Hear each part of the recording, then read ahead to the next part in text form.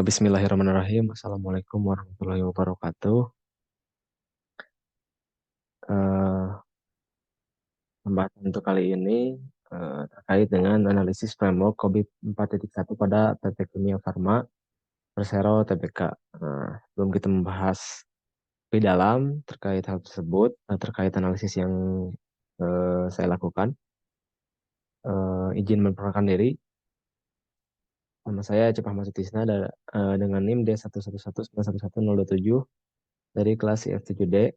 Adapun analisis ini diperuntukkan untuk salah satu syarat eh, pemenuhan nilai UAS mata kuliah standar sistem dan rekayasa perangkat lunak.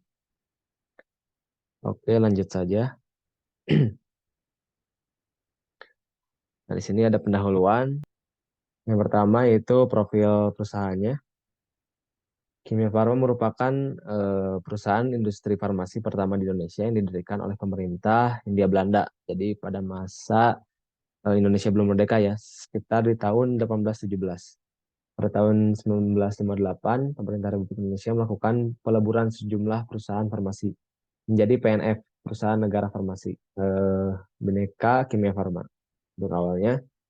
Lalu pada tanggal 16 Agustus tahun 1971, bentuk badan hukum PNF diubah menjadi perseroan terbatas, sehingga nama perusahaan ini menjadi PT Kimia Farma Persero. Seperti itu. Lalu lanjut di tahun 2001 pada tanggal 4 Juli, PT Kimia Farma Persero kembali mengubah statusnya menjadi perusahaan publik, menjadi PT Kimia Farma Persero Tbk. Perseroan ini kian diperuntukkan kiprahnya dalam pengembangan dan pembangunan bangsa, khususnya pembangunan kesehatan masyarakat Indonesia. Visi dari PT Kimia Farma Persero ini adalah menjadi perusahaan yang healthcare ya, yang peduli akan kesehatan dan menjadi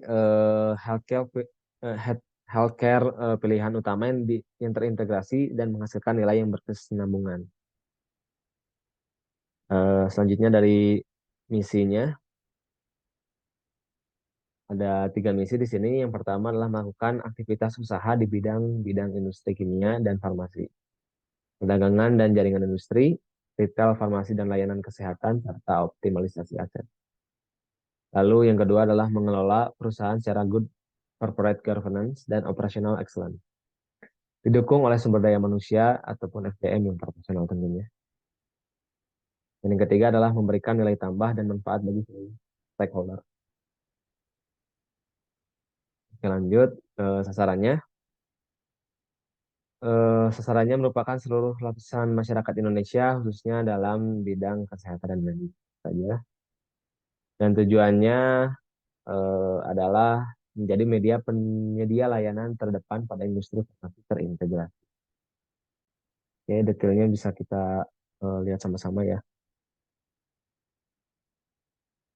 Nah, mungkin nanti kita akan lebih berfokusnya pada Direktorat Sumber Daya Manusia ya, yang dimana salah satu divisinya adalah Divisi Umum dan Teknologi Informasi. Seperti itu.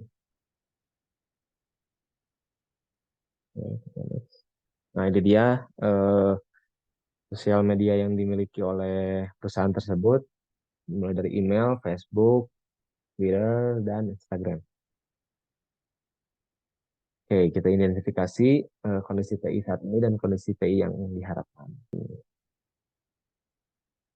Untuk kondisi PI saat ini, PT Kimia Farma ini telah mengembangkan sebuah layanan kesehatan digital bernama Kimia Farma Mobile. Pada Agustus 2020, aplikasi ini telah diunduh lebih dari 80.000 pengguna. Ini adalah aplikasi yang digunakan oleh masyarakat untuk melakukan transaksi, baik transaksi produk maupun layanan kesehatan yang sudah dapat diunduh melalui App Store maupun Google Play, yang bertujuan untuk meningkatkan pelayanan kepada masyarakat, apalagi di tahun tersebut merupakan tahun pandemi, di mana setiap masyarakat Indonesia tidak boleh berinteraksi secara langsung ya, karena dikhawatirkan akan menyebarkan COVID-19. Fitur-fitur yang terdapat pada eh, aplikasi ini adalah seperti membership, order produk kesehatan, online payment, healthcare news, serta integrasi layanan web, swab, antigen, dan PCR di outlet Kimia Farma. Jadi untuk memberikan informasi tambahan para eh, kepada para penggunanya terkait informasi tentang dunia kesehatan. Dan kondisi TI yang diharapkan adalah tata kelola teknologi informasi yang relevan serta mengikuti perkembangan era industri 4.0 sehingga kebutuhan medis masyarakat Indonesia dapat terpenuhi. Terkait hal tersebut, PT Kimia Farma Persero (TBK) membuka peluang bagi seluruh tenaga profesional IT untuk berdedikasi kepada perusahaan sehingga segala kondisi yang diharapkan dapat terpenuhi dengan baik. Lanjut ke kunci permasalahan TI dan strategi permasalahan. Kunci permasalahannya eh, ada 4 ya. Pertama strength, itu kekuatan, weaknesses, kelemahan, opportunities, dan threat, alias analisis. Untuk strength, kekuatannya sendiri yang dimiliki oleh PT Kimia Farma, pertama memiliki jaringan fasilitas kesehatan apotek, klinik, optik, dan diagnostik yang tersebar di seluruh Indonesia. Lalu brand awareness yang kuat. Yang ketiga, memiliki apoteker dengan kompetensi dan komitmen tinggi untuk pelayanan no pharmacist, no service. Jadi eh, kalau tidak ada kebutuhan untuk dunia medis, ya tidak akan dilayani. Takutnya kan eh, apa namanya ada penyalahgunaan daripada obat-obatan yang disediakan oleh PT Kimia Farma. Lalu market leader dengan pangsal pasar farmasi sekitar 25%. Yang kelima adalah peningkatan bargaining position terhadap prinsipal. Lalu weaknesses ataupun kelemahan teknologi informasi yang belum terintegrasi yang front end ya, di bagian front end sehingga tidak mendukung pengembangan bisnis sesuai dengan tuntutan konsumen dan persaingan. Jadi di outlet-outlet pada PT Kimia Farma ini belum terdapat eh, apa namanya? Belum terdapat pengelolaan sistem informasi dengan baik sehingga ini menjadi salah satu kelemahan ya. Bisnis proses yang belum efisien dan efektif sehingga memerlukan improvement. Jadi membutuhkan gebrakan baru untuk menunjang kesuksesan daripada PT Pinjaman ini sendiri. Yang ketiga adalah sistem remunerasi SDM yang belum berbasis kinerja. Adapun peluang ataupun opportunities, ini antaranya satu meningkatkan jumlah penduduk kelas menengah dengan perubahan gaya hidup sehat dan teknologi informasi komunikasi yang sudah memasuki era digital. Meningkatnya potensi pasar asuransi kesehatan baik BPJS kesehatan maupun maupun asuransi komersial. Meningkatnya pasar produk OTC, kosmetik dan beauty, food, suplemen, herbal, consumer goods dan alat kesehatan. Meningkatnya produk jasa layanan kesehatan, lalu meningkatnya produk private label di pasar retail modern. Dan yang keenam adalah meningkatnya usia harapan hidup akan meningkatkan kebutuhan layanan kesehatan secara spesifik. Lalu threats ataupun ancaman yang akan dihadapi yaitu satu, meningkatnya ke tingkat persaingan apotek, klinik, dan fasilitas kesehatan lainnya, baik global maupun lokal. Yang kedua, semakin terancamnya keberadaan apotek KF di RS, pemerintah RSUP dan RSUD terkait semakin mandirinya IFRS serta pelaksanaan Undang-Undang Nomor 44 Tahun 2009 tentang rumah sakit dan pelaksanaan BLU dan BLUD di rumah sakit pemerintah. Yang terakhir adalah perubahan perilaku konsumen yang menggunakan layanan e-commerce sehingga memudahkan konsumen mendapatkan layanan kesehatan. Untuk menangani kelemahan dan juga ancaman tadi, diperlukan strategi layanan TI ya.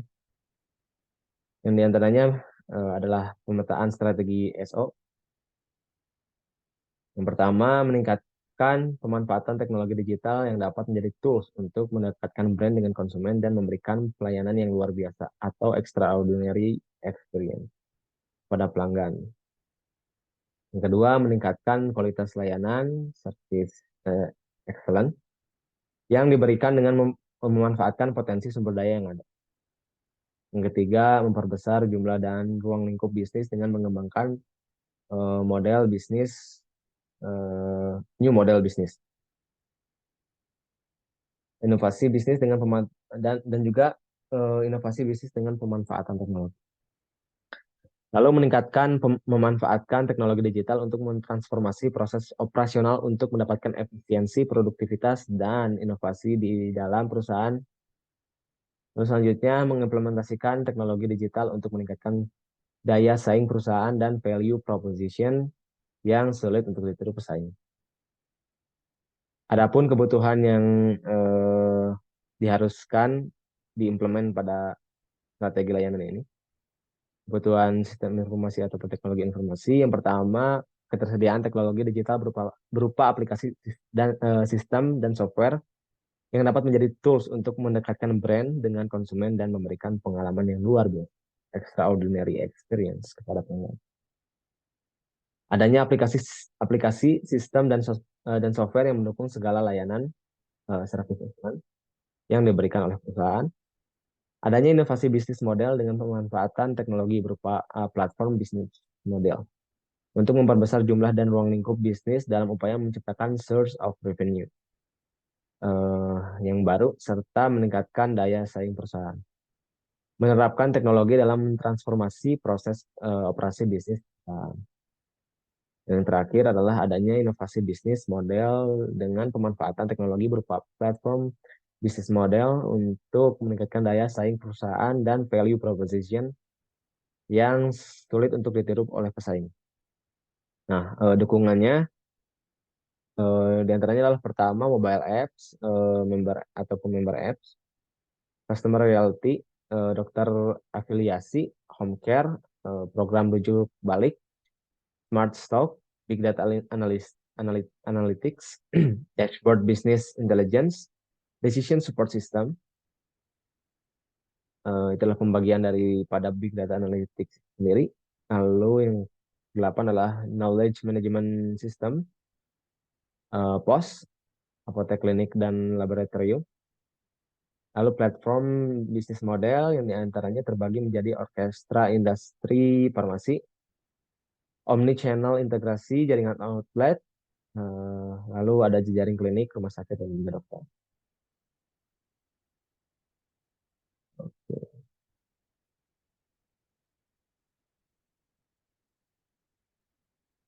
Adapun kesimpulan daripada analisis tersebut adalah yang pertama, hasil analisis Critical Success Factor atau CSF mengungkapkan bahwa terdapat indikator pengukuran yang belum sesuai dengan target harapan bisnis perusahaan, sehingga perusahaan perlu menyusun ulang strategi dan langkah selanjutnya untuk meningkatkan indikator tersebut. Lalu kemudian hasil analisis berdasarkan matriks SWOT, maka strategi yang akan dilakukan oleh PT Kimia Farma ini sendiri adalah strategi ESO, yaitu strategi bagaimana cara menggunakan kekuatan internal perusahaan untuk memaksimalkan peluang yang ada melalui pemanfaatan teknologi dalam dan juga mengimplementasi digital transformation. Lalu yang kedua adalah dalam upaya transforming business model, solusi aplikasi yang dapat Kimia Farma terapkan adalah platform business model, orkestrasi industri farmasi, omnichannel, integrasi jaringan outlet, apotek, klinik optik, dan juga laboratorium, serta jejaring klinik, rumah sakit, dan juga dokter. Yang ketiga adalah dalam mentransformasi proses operasi bisnis perusahaan, diusulkan aplikasi yang dapat Kimia Farma terapkan adalah Smart Stock, Big Data Analytics, Dashboard Business Intelligence, Decision Support System, Knowledge Management System, dan juga POS. Lalu dalam upaya transforming customer experience, diusulkan aplikasi yang dapat Kimia Farma terapkan adalah mobile apps atau member apps, customer loyalty, dokter afiliasi, home care, program rujuk balik. Lalu selanjutnya, untuk menangani segala tantangan yang akan dihadapi dalam penerapan transformasi digital, maka Kimia Farma ini diusulkan menyusun pengelolaan berupa kapabilitas digital dan kapabilitas kepemimpinan digital bagi seluruh sumber daya Kimia Farma. Oke, adapun daftar pustakanya bisa kita baca bersama-sama dan mendapatkan referensi ataupun rujukan dari 6 sumber. Oke, mungkin itu saja yang dapat saya sampaikan. Untuk kurang lebihnya saya mohon maaf. Sekian, wassalamualaikum warahmatullahi wabarakatuh.